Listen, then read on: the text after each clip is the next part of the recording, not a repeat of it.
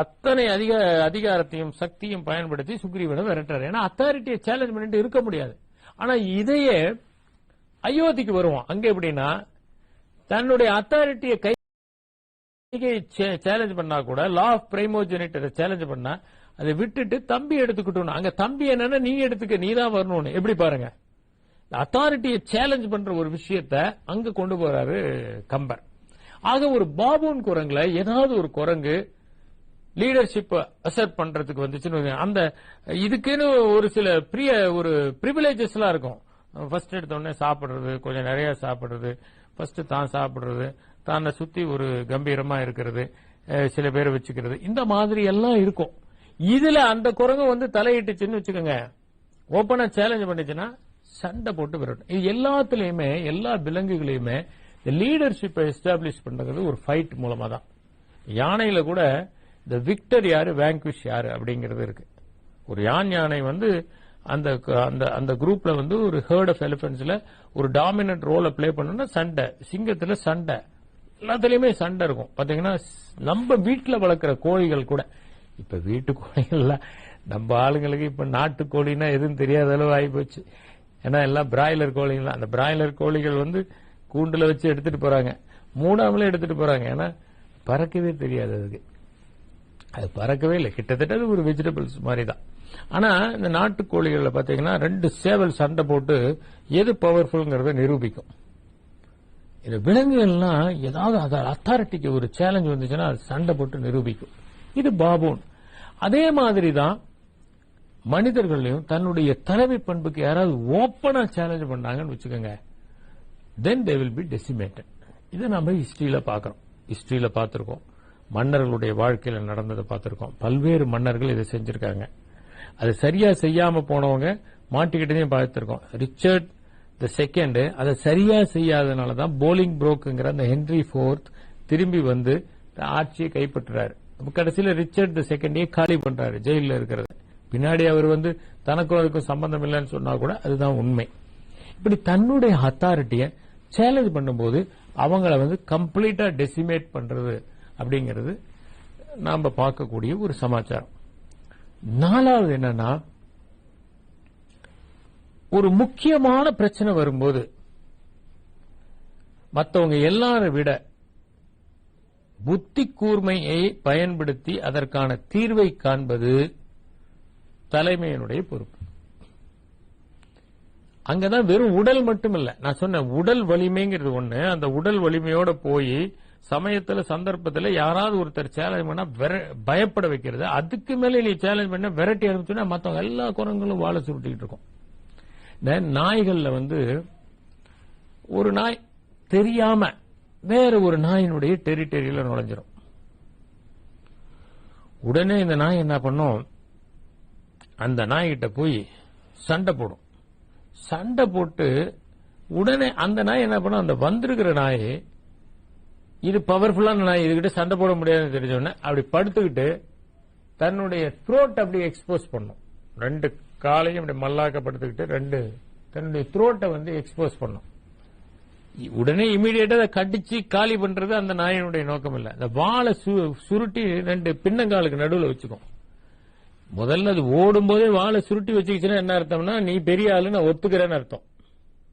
நீ பெரிய ஆளு நான் ஒத்துக்கிறேன்னு அந்த நாய் அதை வந்து ஒண்ணும் பண்ணாது. ஏன்னா it's only establishing the authority தான். அதுக்கு வந்து அந்த நாயை கொல்லணுங்கிற ஆசை எல்லாம் கிடையாது. என்னுடைய அத்தாரிட்டி நீ ஒத்துக்கிட்டேன்னா நான் உன்னை விட்டுறேன். அதே மாதிரி யாராவது அந்த அத்தாரிட்டியை சேலஞ்ச் பண்ணும்போது நேச்சுரலா உடம்புனுடைய வலிமையை காமிச்சு நிரூபிச்சாச்சு. இப்போ ஒரு பிரச்சனை வந்துருச்சு, அந்த குரூப்புக்கு ஒரு பிரச்சனை வந்துருச்சு. இந்த டைம்ல என்னன்னா தன்னுடைய மூளையை பயன்படுத்தி அதுக்கு வெற்றிகரமான ஒரு சொல்யூஷனை அந்த தலைமை குரங்கு கண்டுபிடிக்கும். அங்கதான் அது மற்ற குரங்குகளை விட தலைமை பொறுப்புக்கு முற்றிலும் தகுதியானது அப்படிங்கறது நிரூபிக்கும். மனிதர்களே இப்படிதான், தலைமை பொறுப்புல இருக்கிறவங்க மற்ற எல்லாரும் பேசி முடிப்பாங்க. இந்த பிரச்சனை இப்படி சால்வ் பண்ணலாம், அப்படி சால்வ் பண்ணலாம், இப்படி சால்வ் பண்ணலாம் எல்லாம் பேசி முடிப்பாங்க. லெங்தியா பேசி முடிச்ச பிறகு அந்த தலைமை பொறுப்புல இருக்கிறவங்க அவங்க பேசினது எல்லாத்தையும் கவனிச்சு உள்வாங்கிட்டு ரத்தன சுருக்கமா இப்படி பண்ணா சால்வ் ஆயிரும் போங்க அப்படின்னு அந்த பிரச்சனையை சால்வ் பண்ணுவாங்க. நீங்க பாருங்க, இதுதான் வந்து இந்த டெசிஷன் மேக்கிங் தான் ஒரு லீடரை டிஃபரன்ஷியேட் பண்ணுது. கரெக்டான டெசிஷனை யார் எடுத்திருக்காங்க, கரெக்டான டெசிஷனை எடுத்து வெற்றி பெற்றவங்க கூட தப்பான ஒரு டெசிஷன் எடுக்கும்போது அதுல அவங்க தோத்துருவாங்க. இப்ப நெப்போலியன் வந்து கரெக்டான டெசிஷனை எடுத்துட்டு வந்தவர் தான், டெசிஷன் மேக்கிங்ல ரொம்ப பெரிய ஆள். ஆனா அவர் பண்ண ஒரே ஒரு தப்பான டெசிஷன் மேக்கிங் ரஷ்யா மேல படையெடுத்து போனது. ரஷ்யா யூஸ் பண்ணது ஸ்கார்ச்ட் எர்த் ஸ்ட்ராட்டஜி. அந்த ஸ்ட்ராட்டஜி நெப்போலியனுக்கு புதுசு. நெப்போலியனுடைய ஆர்மி வீக்கன் ஆயிருச்சு. So Napoleon last is army. அவருடைய ஆர்மி வீக்கன் ஆனதுனாலதான் அவரால் அதுக்கப்புறம் ஜெயிக்கவே முடியாம போயிருச்சு. ஒரு ராங் டெசிஷன் மேக்கிங். சோ இந்த பாபூன்ஸ்ல பாத்தீங்கன்னா ஏதாவது ஒரு பிரச்சனை வரும்போது இந்த தலைமை குரங்கு வந்து ரொம்ப இன்டெலிஜென்ட்டா ஒரு டெசிஷன் எடுத்து அந்த பிரச்சனையை சால்வ் பண்ணும். அதே மாதிரிதான் ஹியூமன் பீயிங்ஸ்லயும் தலைமை பொறுப்புல இருக்கிறவங்க ஒரு நெருக்கடி வரும்போது அதுக்கான ஒரு சொல்யூஷனை கொடுத்து அந்த குரூப்பை காப்பாத்துவாங்க. நான் தான் சொன்னேன், இந்த எவரெட் மங்கிய அந்த தலைமையில் இருக்கக்கூடியதுதான் குரலை எழுப்போம். அது எழுப்புற குரலை வச்சுதான் அந்த என்டையர் குரூப்பே வந்து அடுத்தது என்ன நடவடிக்கை எடுக்குதுங்கிறது முடிவு பண்ணும். அப்ப அந்த decision making power it uses it's brain. திடீர்னு ஒரு பக்கம் மார்ஷல் ஈகிள் பறந்துகிட்டு இருக்கு, ஒரு பக்கம் இந்த லெப்பர்ட் இருக்கு. இந்த மாதிரி டைம்ல எந்த மாதிரி டெசிஷன் எடுக்கிறதுனா மற்ற குரங்குகள்லாம் தவிச்சிட்டு இருக்கும் போது இது ஒரு கரெக்டான டெசிஷன் எடுக்கும். அதுதான் இந்த மங்கியனுடைய கெட்டிக்காரத்தனம், இந்த லீடர்னுடைய கெட்டிக்காரத்தனம். அதே மாதிரி தான் நம்முடைய நிர்வாகத்திலேயே நீங்க ஒரு சிஇஓ இருக்கிறீங்க, ஒரு நெருக்கடி வருது. இந்த நெருக்கடி வந்துச்சுன்னா அந்த நெருக்கடி வரும்போது எந்த மாதிரியான டெசிஷன் எடுக்கிறீங்க, அது ரொம்ப ரொம்ப முக்கியமான ஒரு ஃபேக்டர். நாலாவது, அந்த குழுவிலேயே 2 மங்கி சண்டை போட்டுக்குதுன்னு வச்சுக்கோங்க. உடனே அந்த பாபுன் என்ன பண்ணும், அவங்களுக்குள்ள இருக்கிற பிரச்சனையை செட்டில் பண்ணிவிடும். சண்டை போட்டுக்கிட்டே இரு, சந்தோஷமா சண்டை போடுன்னு சொல்லாது. உடனே அது 2ஐயும் விலக்கி விடும், என்ன பிரச்சனைன்னு சொல்லும். அதுங்களுக்குள்ள ஒரு கம்யூனிகேட் பண்ணி கடைசியில 2ஐயும் இணக்கமா தீர்த்து வைக்க. ஏன்னா குரூப்ல சண்டை நடந்துகிட்டே இருந்தா ரொம்ப கஷ்டம் இல்ல, குரூப் கொஹசிவா இருக்க முடியாது. அப்ப வெளியில இருக்கிறவங்களுக்கு அது வல்னரபிள் ஆயிருது. அதையே தான் வந்து ஹியூமன் பீயிங்ஸ்லயும் பண்றோம். ஒரு குரூப்பை ஃபார்ம் பண்றோம், அந்த குரூப்ல 2-3 பேர் திடீர்னு ஒருத்தருக்கு ஒருத்தர் பிரச்சனை, 2 பேர் தே ஆர் நாட் கெட்டிங் எல்லாம். இது டீமுக்கும் ஒத்து வரும். நான் டீம்ல சொன்னேன் இல்லையா நாமிங்னு, அதுக்கும் இதுக்கும் ஒத்து வரும். 2 பேருக்கு ஒத்து வரல, ஏதோ ஒரு ஈகோ கிளாஸ், ஏதோ ஒரு பிரச்சனை. உடனே அவங்க 2 பேரையும் கூட்டு வந்து உட்கார வச்சு பேசி, சும்மா போங்க, நம்மெல்லாம் ஒன்னா தானே பண்ண வேண்டியிருக்கு, அதெல்லாம் ஒன்றும் இது பண்ணக்கூடாது போங்க அப்படின்னு பொறுப்பை கொடுத்து அவங்க 2 பேரையும் சமாதானமா போக வைக்கிறது ரொம்ப அவசியமான ஒரு விஷயம். இதை லீடர் பண்ணணும். பரவாயில்ல, அவங்க 2 பேரும் மோதிக்கிறாங்க, நம்ம கொஞ்ச நேரம் பார்க்கலாம், சந்தோஷமா இருக்கு அப்படின்னு நினைக்க முடியுமா? முளையிலே கிள்ளணும். ஏன்னா மிஸ் அண்டர்ஸ்டாண்டிங் வந்தா அது பெரிய பிரச்சனை ஆயிரும். அப்ப அந்த குரூப்பினுடைய அப்ஜெக்டிவை நோக்கி பயணம் பண்ண முடியாம போயிரும். அப்ப அந்த குரூப்புக்குன்னு ஒரு அப்ஜெக்டிவ் இருக்கு. அந்த அப்ஜெக்டிவை நோக்கி பயணம் செய்வதற்கு மிகவும் அவசியம் இந்த குரூப்ல சின்ன சின்ன பிணக்குகள் வரும்போது அதை சார்ட் அவுட் பண்றது ரொம்ப அவசியமான ஒண்ணு. 6வது ஃபேக்டர், இந்த குரூப்லயே பலவீனமானவங்க இருக்காங்கல்ல, அவங்கள காப்பாத்துறது.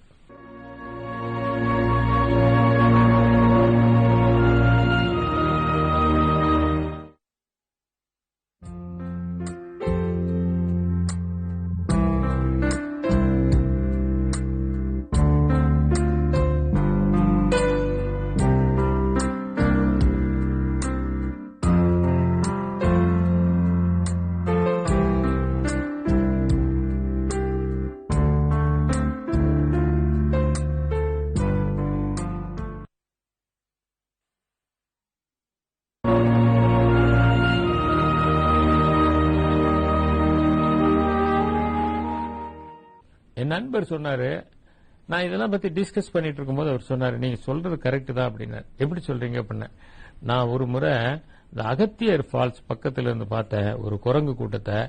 அதுல ஒரு லீடர் இப்படி உட்கார்ந்துகிட்டு இருந்துச்சு. அப்ப இந்த சின்ன குட்டி குரங்கு வந்து ஒன்னு வந்துச்சு. உடனே அந்த குட்டி குரங்கு எடுத்து தான் பக்கத்துல வச்சுக்கிட்டு இப்படி தடவி கொடுத்துச்சு. ரொம்ப வீக்கா இருக்கும் அந்த குட்டி குரங்க, அதை தடவி கொடுத்துச்சு. அப்புறமேல அந்த குட்டி குரங்க விட்டுச்சு. இது மாதிரி அது பண்ணுது அப்படின்னு. பாபூன்ல இந்த வீக்கா இருக்கிறவங்கள, இப்ப ஒரு குரங்கு இருக்கு, அதுக்கு எதுவுமே பழமே கொடுக்காம மற்றதெல்லாம் சாப்பிட்டுட்டு இருந்ததுன்னா இந்த பாபூன் குரங்கு என்ன பண்ணோம்னா அந்த வீக்கான குரங்க இப்படி கூப்பிட்டு தான் சில பழங்கள்லாம் கொடுத்து சாப்பிட வைக்கும்.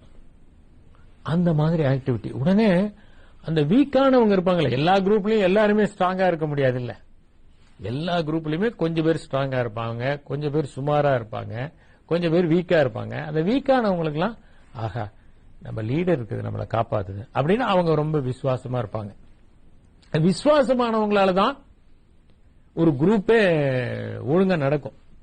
யாராவது ஒருத்தர் கொஞ்சம் பிறந்தா கூட இந்த விசுவாசமானவங்களை வச்சு அவங்கள சரி பண்ணிட முடியும்.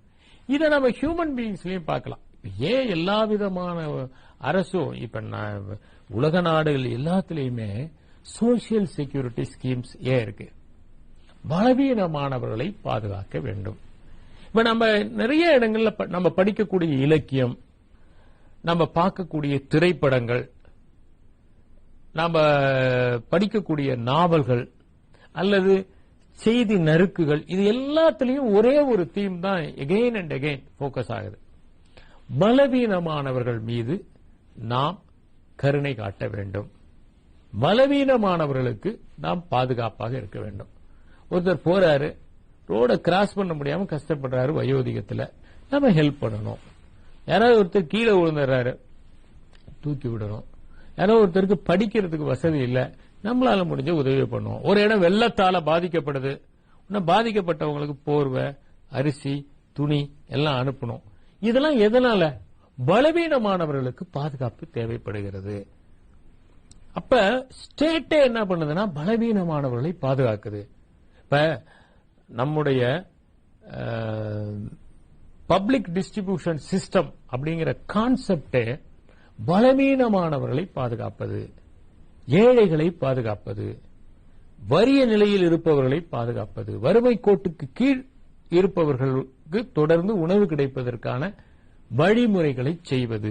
அப்ப the concept of the welfare state, vulnerable sections of the people, அவங்க தான் ஏதாவது ஒரு பிரச்சனைனா வல்னரபிள். ஒரு வெள்ளம் வந்தா அவங்க தான் பாதிக்கப்படுவாங்க, ஒரு பஞ்சம் வந்தா அவங்க தான் பாதிக்கப்படுவாங்க.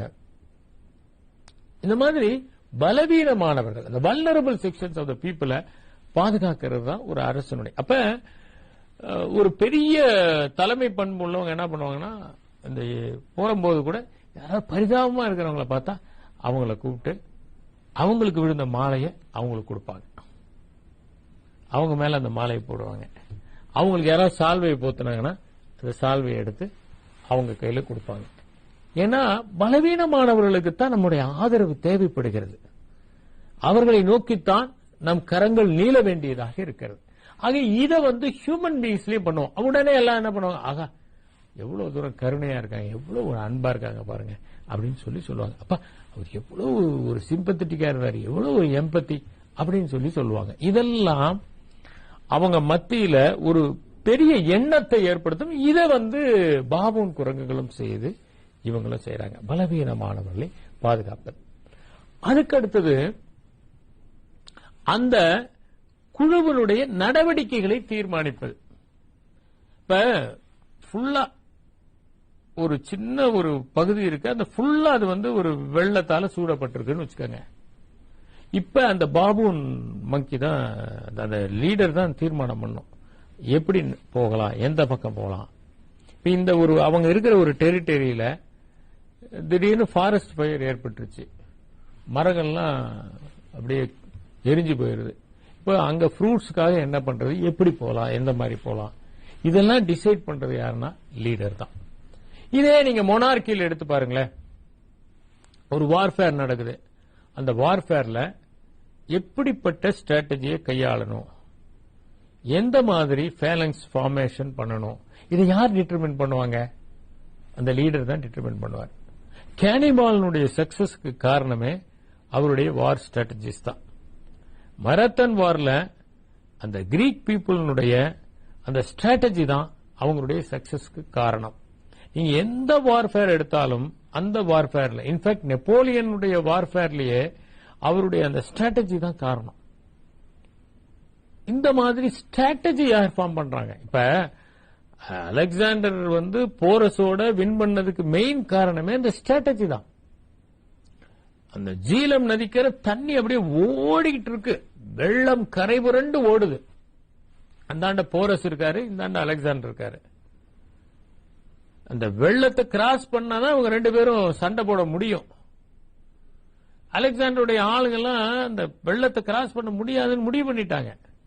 ஆனா வாருக்கு போற மாதிரி டெய்லி ஒரு சத்தம் போடுறது, அப்புறம் பின்னாடி போறது.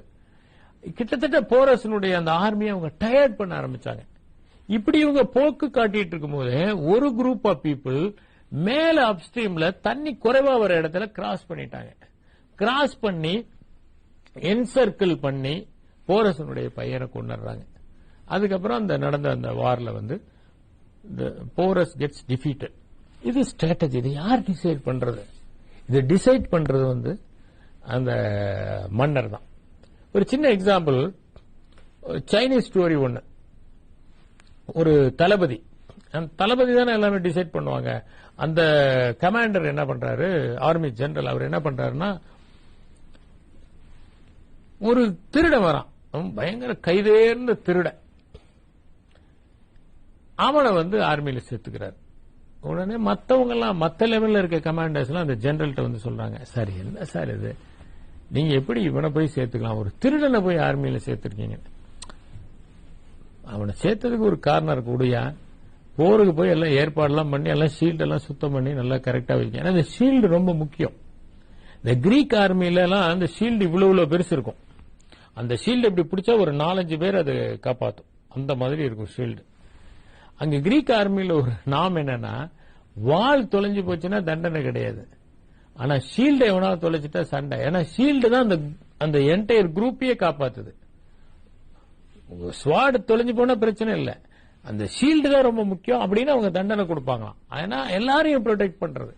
அது மாதிரி போய் ஷீல்டு எல்லாம் சுத்தம் பண்ணி எல்லாம் ரெடியா இருங்க போங்கயான்ட்டாரு. அப்புறம் இந்த திருடன் என்ன பண்ணா, திருடன் காதல ஏதோ ஒன்னு சொல்றாரு. இவன் நேரா போறான், எதிரி தளபதி இருக்காருல்ல அந்த ஜெனரலுடைய அவரு தூங்குற தலையணையவே எடுத்துட்டு வந்துடுறான். இவன் எப்படி திருடுதல கில்லாடி போய் எடுத்துட்டு வந்துடுறான். உடனே இவர் என்ன பண்றாரு, ஒரு வெள்ளை பிளாக் காமிச்சு அந்த தளபதியை கூப்பிடுறாரு. அந்த தளபதி, அந்த எதிரி தளபதி வராரு, இவர் வர, இந்தாங்க உங்க தலையணை. ஏன் தலையணை எப்படி உங்ககிட்ட வந்துச்சு, நான் நேற்று காணோம் நல்ல தேர்னேன். ஏன்னா அவருக்குன்னு தளபதிக்குன்னு கொஞ்சம் அந்த இது சிம்பிள்லாம் போட்டு நல்ல வசதியா இருக்கக்கூடிய ஜெனரலுக்குன்னு இருக்கக்கூடிய தலையணை. ஒன்னும் இல்லை, எங்க ஆள் ஒருத்தன் உங்களுக்கு எடுத்துட்டு வந்துட்டான், இந்தாங்க வச்சுக்கோங்க, உங்க தலையணை நாங்க என்ன பண்றோம். உன்னை அந்த ஆள் யோசிச்சான், தலையணையே ஒருத்தன் எடுத்துட்டு போறான்னா நாளைக்கு அவன் நம்ம தலையை எடுக்கிறதுக்கு எவ்வளவு நேரம் ஆகும், இவன் நம்மள ஜெயிச்சிருவான்ட்டு நாம 2 பேரும் இதோட போற முடிச்சுக்கலாம் அப்படின்னு சொல்லிட்டு அவன் திரும்பி போயிட்டானான். ஏன்னா உண்மையிலே அவன் ஆர்மி தான் ஸ்ட்ராங் இவங்க ஆர்மியை விட. உடனே அங்க இருக்கிற எல்லாரும் கமாண்டர்ஸ் அவங்க நிச்சயமா தோத்துருவோம், எப்ப நம்ம தலை போகுதுன்னு பயந்து இருந்தவங்களாம் ஓடி எப்படி இவ்வளவு சீக்கிரம் அவர் பயந்துகிட்டு ஓடினாரு அப்படின்னு. அப்பதான் சொன்னார, நடந்ததெல்லாம் சொல்லிட்டு, இவனுக்கும் ஒரு வேலை இருக்கு பாருங்க, அதுக்கு தான் இவனை வச்சிருந்தேன் அப்படின்ட்டு அப்புறம் அவனுக்கு நல்ல வார்ஃபேர் எல்லாம் கத்து கொடுத்து அவனை திருத்தினாரு அப்படிங்கிறது ஒரு சீன சம்பவம். இது சொல்றதுக்கு காரணம் என்னன்னா, எப்படி மூவ் ஆகணும், எங்க எதை டீல் பண்ணணும் அப்படிங்கறத கரெக்டா தெரிஞ்சு வச்சிருக்கிறது அந்த லீடர்னுடைய வேலை. நம்ம ஹியூமன் பீயிங்ஸ் பாக்குறோம், இன்னைக்கு ஒரு குரூசியலான ஒரு டிசிஷன் எடுக்கணும். இன்னைக்கு முக்கியமா ஒரு நாட்டையே உழுக்கக்கூடிய ஒரு கிரைசிஸ், அதுக்கு நம்ம எடுக்கணும். அல்லது ஒரு நிறுவனம் இருக்கு, அந்த நிறுவனத்துல திடீர்னு ஒரு காம்படிஷன் வந்துருது. என்ன பண்றோம், ஒரு காம்படிட்டிவ் என்டர்பிரைஸ் வருதுன்னு வச்சுக்கோங்க. இப்ப நான் ஒரு சூப்பர் மார்க்கெட் வச்சிருக்கேன், என்னுடைய நகரத்திலே இன்னொரு சூப்பர் மார்க்கெட் வருது. நாம என்ன நினைக்கணும், பொதுவான நினைப்பு, நாம ஒரு சூப்பர் மார்க்கெட் ஆரம்பிச்சிட்டோம், அந்த சூப்பர் மார்க்கெட்டுக்கு வர கஸ்டமர்ஸ் எல்லாம் அங்கேயும் போவாங்க, அதுக்கேற்ற மாதிரி ஏதாவது அட்ராக்டிவா நம்ம பண்ணணும், விலை இன்னும் ஒரு 10% குறைவா கொடுக்கணும், இந்த மாதிரி எல்லாம் நம்ம பிளான் பண்ணுவோம். ஒண்ணு நம்ம புரிஞ்சுக்கிறது இல்ல, நம்ம கிட்ட வேலை பண்ற எக்ஸ்பீரியன்ஸ்டு பீப்புள அந்த ஆள் இழுத்துக்கிட்டா அதுதான் உண்மையான லாஸ். Human resource accounting. ஒரு காலத்துல பர்சோனல் மேனேஜ்மெண்ட். பர்சோனல் மேனேஜ்மெண்ட் இப்ப யாரும் சொல்றதே கிடையாது. It is human resource management. ஏன்னா பர்சோனல் அப்படின்னு சொன்னா அவங்கள ஒரு லயபிலிட்டி மாதிரி கருதுறோம், அவங்கள சொத்து மாதிரி கருதுறோம். அதனால human resource accounting. Human beings தான் ரொம்ப ரொம்ப முக்கியம். அதை நாம விஷுவலைஸ் பண்ணணும். ஒரு லீடர் என்ன பண்ணுவாருன்னா இதை விஷுவலைஸ் பண்ணுவாரு. இப்ப திடீர்னு நமக்கு காம்படிட்டிவா ஒரு இண்டஸ்ட்ரி வரப்போகுது. இப்ப இதை எப்படி டீல் பண்றது? அப்ப அந்த leader has to take a decision.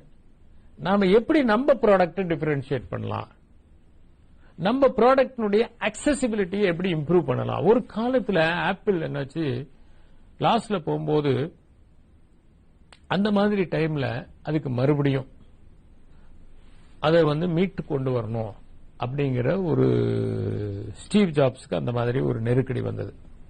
அப்ப அவர் என்ன பண்ணாரு, நிஷ் மார்க்கெட்டிங்கை இன்ட்ரடியூஸ் பண்ணார். ஏன்னா எக்ஸிஸ்டிங் மார்க்கெட்ல சக்சீட் ஆகிறது ரொம்ப கஷ்டம்.